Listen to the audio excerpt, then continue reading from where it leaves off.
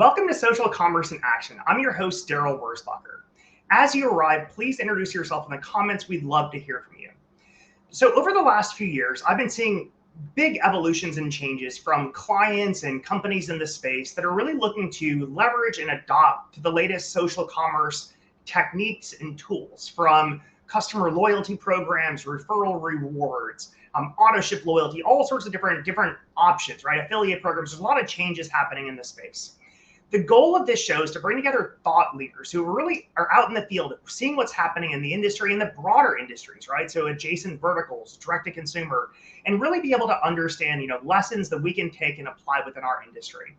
Today, I'm super excited for our next guest. Her name is Tara Renze. She's an author, a podcaster, an emotional intelligence expert, an author, and ultimately a thought leader who's really focused on helping people to unleash their purpose and create sustainable happiness. She has an extensive background from a corporate perspective, running sales teams and leadership teams on the corporate side, to the direct selling side of things and running and leading sales teams in the field. She's back from emceeing the Direct Selling Association's annual conference a couple of weeks ago in Phoenix, and I'm super excited today to really pick her brain and understand, what she's seeing out in the field and what's happening out there. So, Tara, welcome to the show. I'm excited to speak with you. Hi, Daryl. I'm so glad to be with you. Thanks for having me on the show. Yeah, thank you for coming. So just to kick it off, like your background's extensive. You started on the corporate side of things, then went into the field, and now you're doing a lot more beyond that. Maybe give me a bit of your background, like share your journey of kind of from the corporate side to the field side, and what you're focused on now. Yeah, absolutely. Well, I started out after college. I was one of those oddballs that was like, I want to be in sales. I remember my dad was like, you want to be in sales? I was like, yes. I loved the flexibility, the interpersonal, just being out and on the go. And I'm also money motivated. So I was like, I can actually make a really good money doing the sales gig.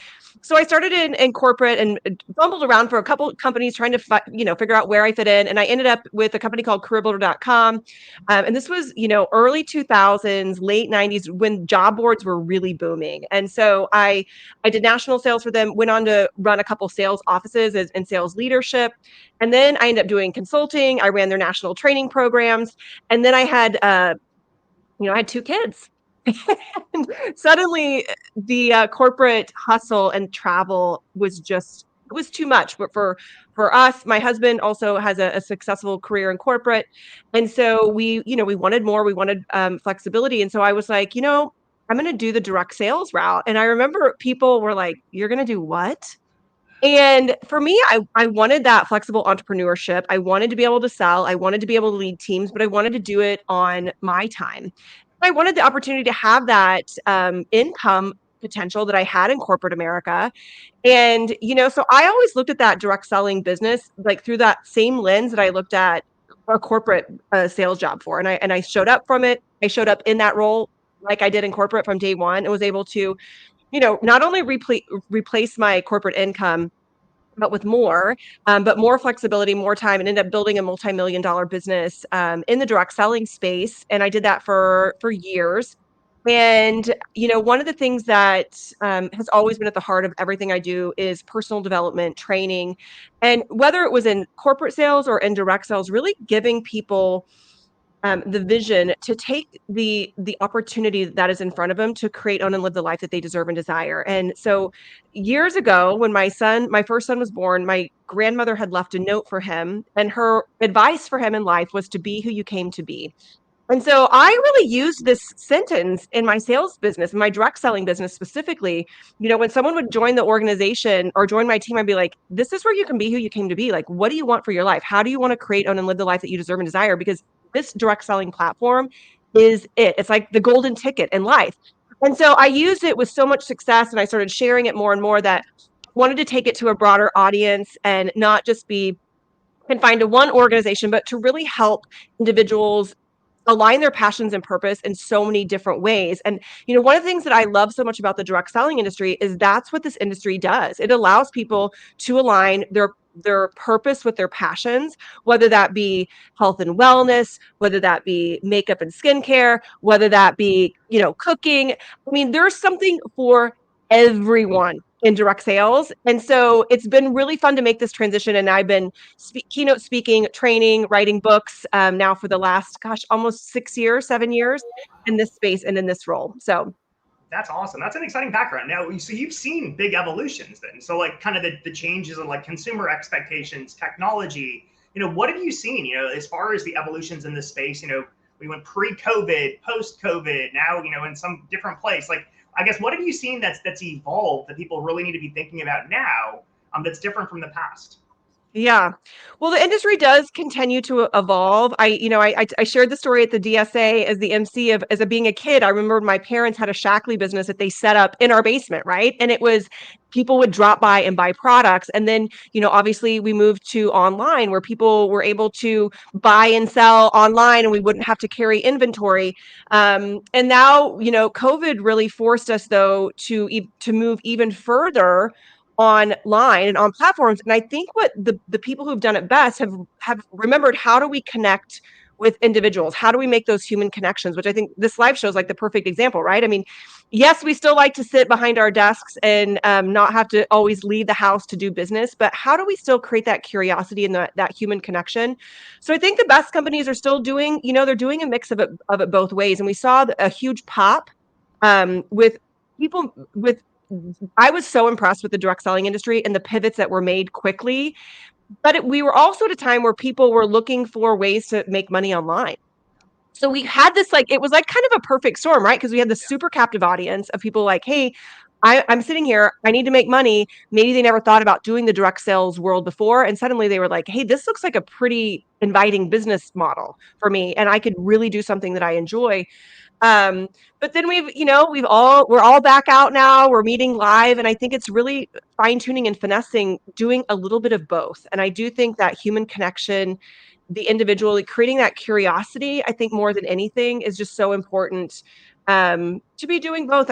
There is nothing that can replace one-on-one meetings, getting people together in a room.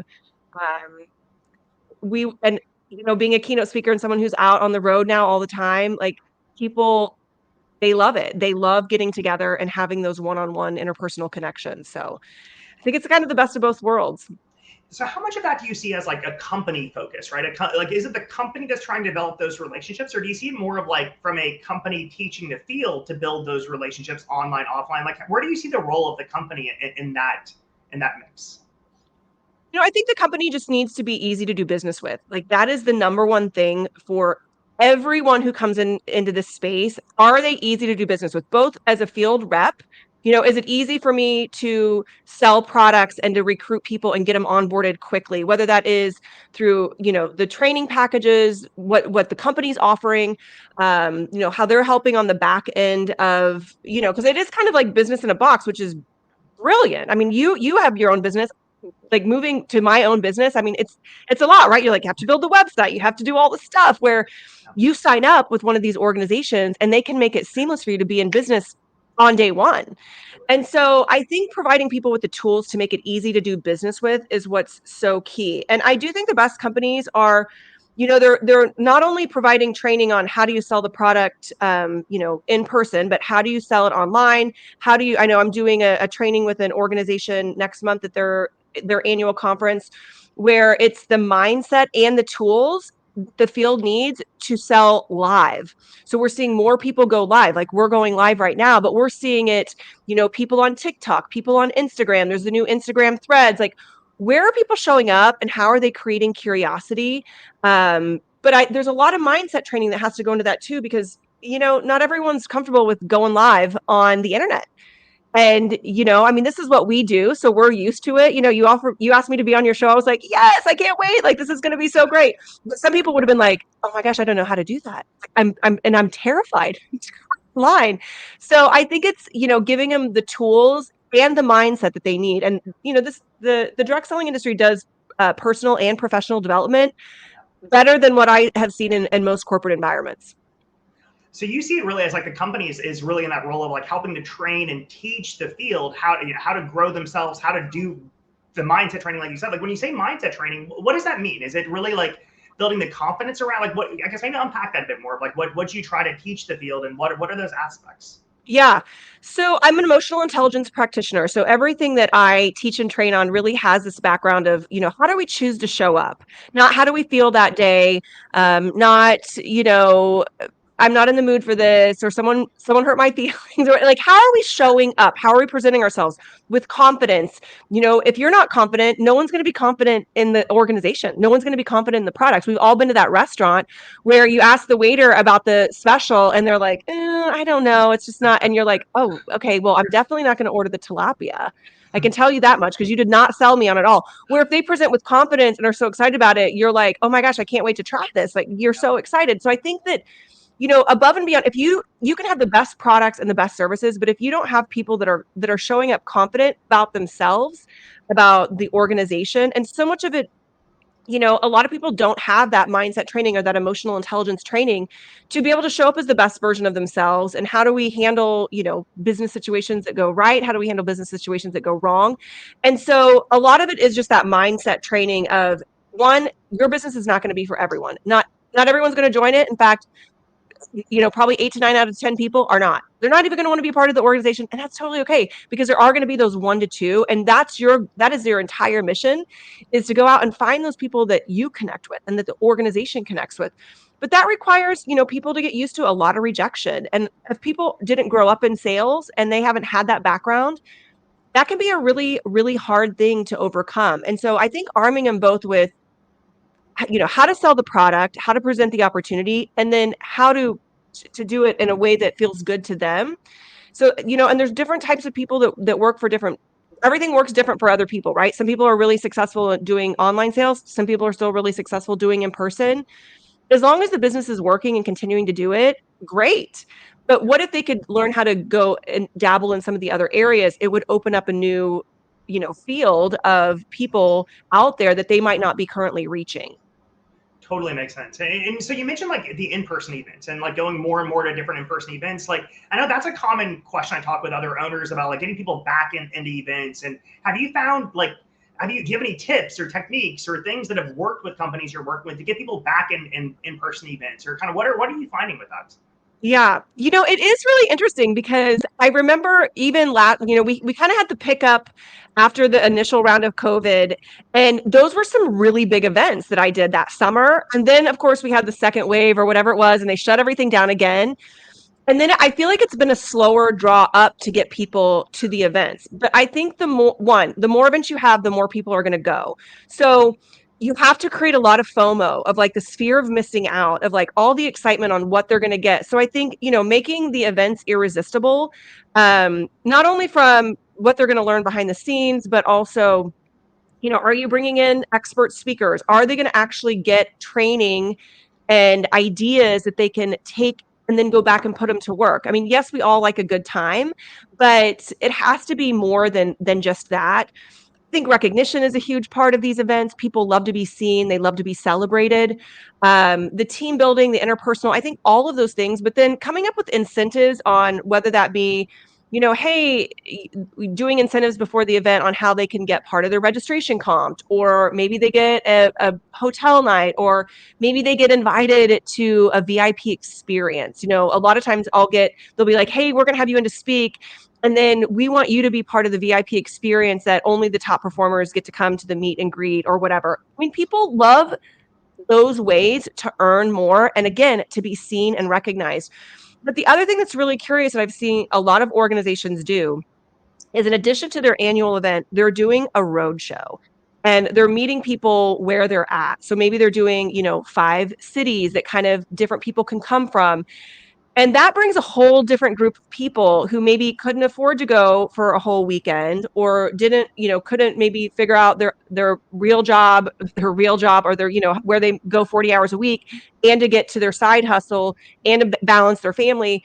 So they're going out and doing these 1-day road shows that people can get to, and then more teams come and people come from other, areas. And so I think if you could do a mix, and I know it's an investment from the corporate standpoint, but again, well, you get people together, and it's not only an excellent way to just fuel excitement for the organization, but also to recruit and to bring people in, because people are seeing these events online and they're like, wow, okay, what's going on here? Like, I'm curious about this. And I think this power of curiosity and just creating curiosity about your products and opportunity is something to never be overlooked. Now, do you have a strong opinion of whether or not they should live stream the in-person events? Like, do you have like either? Because I've heard some companies say, oh, if you live stream it, now people won't attend, whereas you lose that fear of missing out. Like, do you have a strong opinion either way on that? It's interesting. So I do think that if you're live streaming, your attendance will go down because some people are gonna be like, "Oh, I'm just gonna watch the live stream." The live stream is totally different. It's like it's like, if you go to a basketball game and you're there, or you're at the sidelines of an NBA game, or you're watching it at home, like it's very, very different. And so I think that maybe you could live stream one thing or a couple things, but I think live streaming the whole event, you are gonna miss out on having those people in person. I would almost say it would be better to do something after the event, that people who could come, they come, and then they're like, hey, guess what? We've had such an amazing response to our event that we're going to do a live, a online event for anyone who couldn't come. Now, you don't tell them that until after the event's over. Then you get more of those people that are going to be coming on live. It's a hard thing though, because we don't want to miss people. We don't want to like leave people out. But gosh, the power of getting people together and what we see after people leave these events, I mean, their trajectory goes way higher. Their success levels, their sales, their recruiting, everything far above and beyond someone who is just sitting in their house by themselves.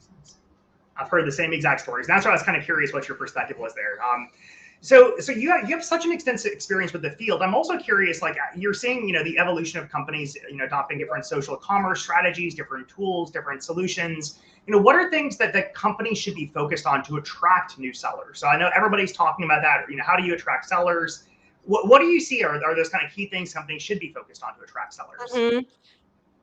I think that it's really creating kind of the best of both worlds. So we're hearing a lot of people, people talk about affiliates, right? And how do we tap into this whole market of online social? So for instance, I don't really call myself an influencer, but I have links through Amazon. I have a like to know account where if I go buy this shirt at Nordstrom and a bunch of people message me about it, instead of me just linking them right to Nordstrom, I send them a link through my like to know account, and then I get a commission on everyone who buys anything. I love that, right?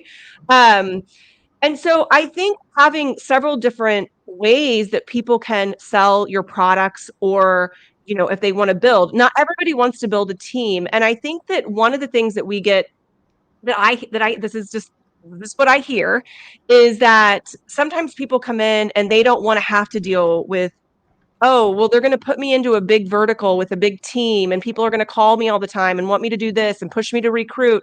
Where if I just want to be an affiliate, I just want to sell. I want to get referrals. I want to get paid for sharing the product. I think that there's that lane, and then I think there's the other lane of like, hey, I want to run this like a true direct sales business because I see the power in this model of creating a team and building that, a business that's deep and wide, both with people and sales. And so giving people those options, but then what I think would be great is if you have the affiliates and someone who's selling a ton or whatever, that could be approached to be like, hey, you're doing this really well. Like, that you could be making 10 times more if you moved into this business model where you're not only sharing the products, but you're also sharing the opportunity. Yeah. But I do think some of the old school direct sales, downlines, verticals, people feel like, oh, there's no way I want to manage that many people. And then do I have to do the trainings and all the stuff? And then, we see some of the old school stuff of like, well, I wish I was on somebody else's downline. And it is probably still one of the biggest challenges that the industry has, I think, is how that's viewed. I mean, we would never in the corporate world say, well, I really wish that, I was on Ted's team versus your team. You would never say that, right? They'd be like, well, that's not possible, like you don't get to write your own rules here. So Yeah. I think if there was a way to figure that out, to have, kind of two different lanes, I feel like we would attract more people to the industry, because here's a secret, is that when I'm sharing a like to know link, I'm getting paid literally marginal dollars on this shirt, right?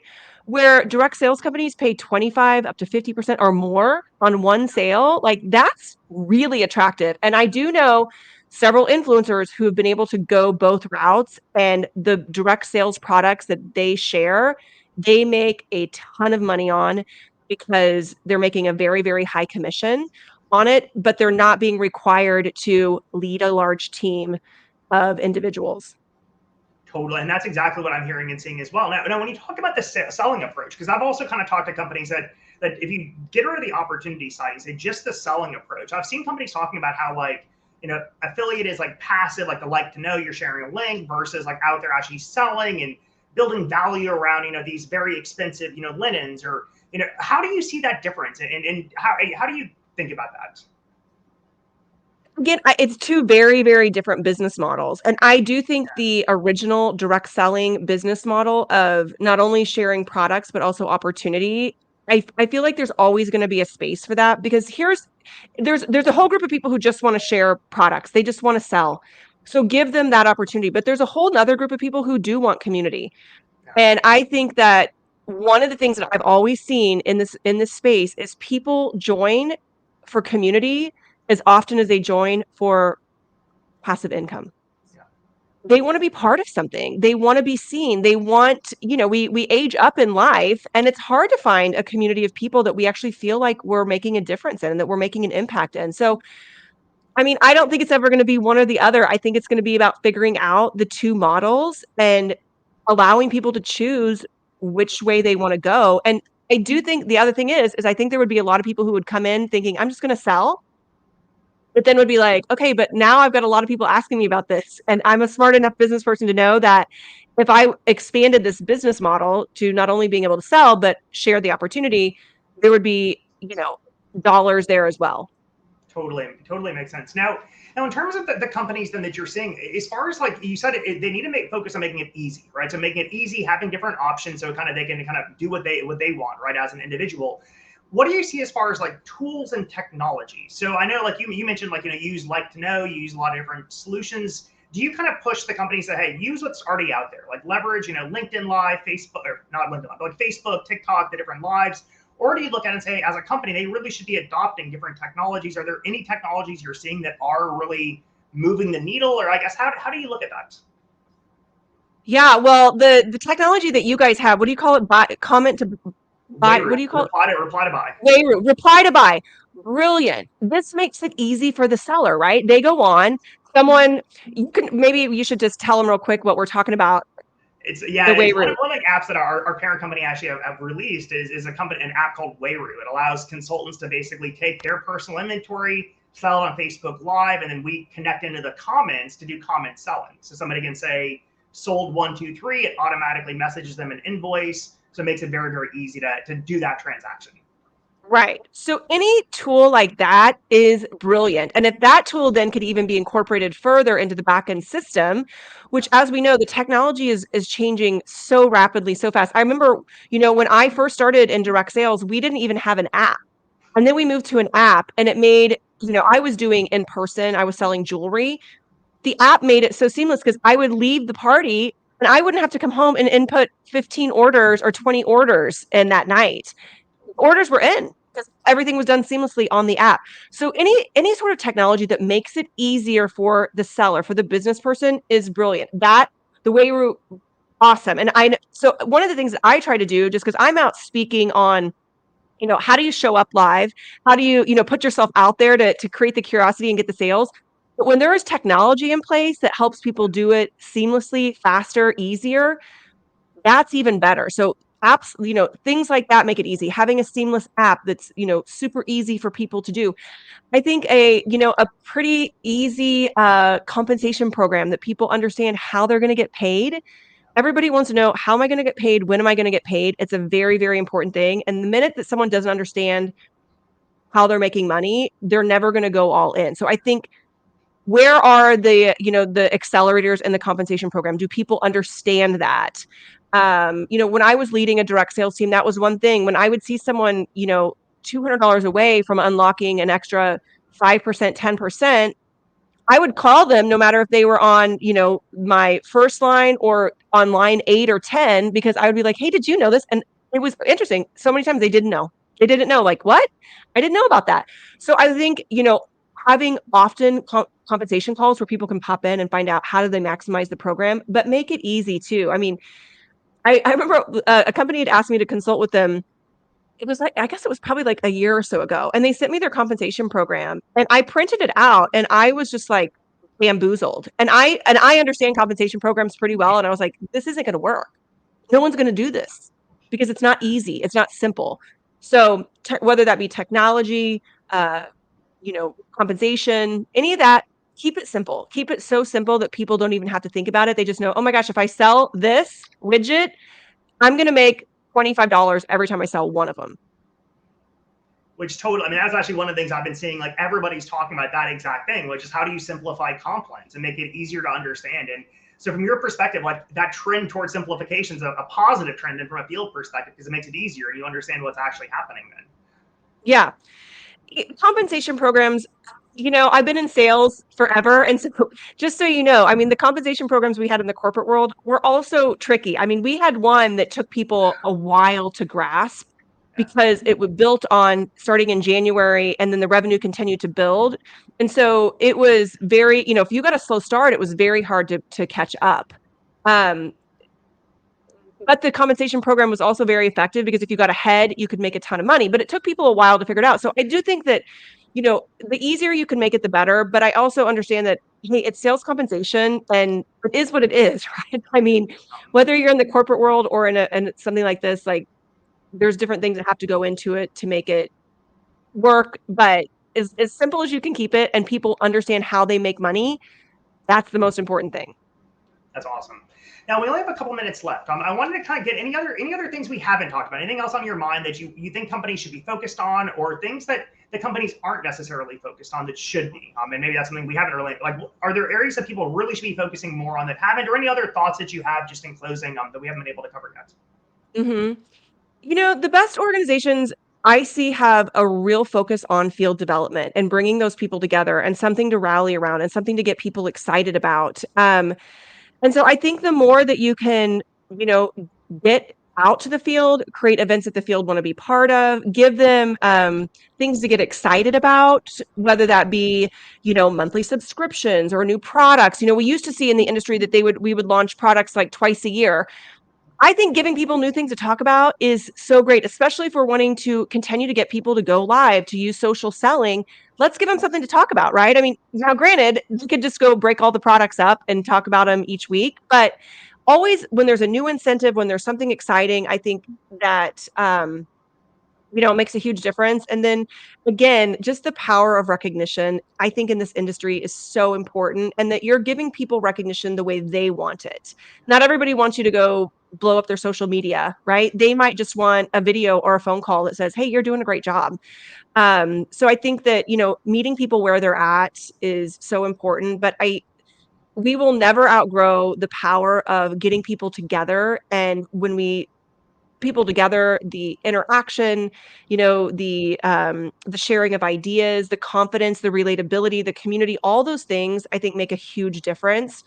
um, and everyone that I talk to in the business, they say we always see a big surge in recruiting after we have a large event. And a lot of that I think is because people are watching on their phones, right? And they're seeing this and they're like, I want to be part of that. I want that. That wow, their company is investing in them and giving them these tools and resources that they need to be successful. I think, that is what we put into the people is just as important as what we put into the technology, and on what's on the back end.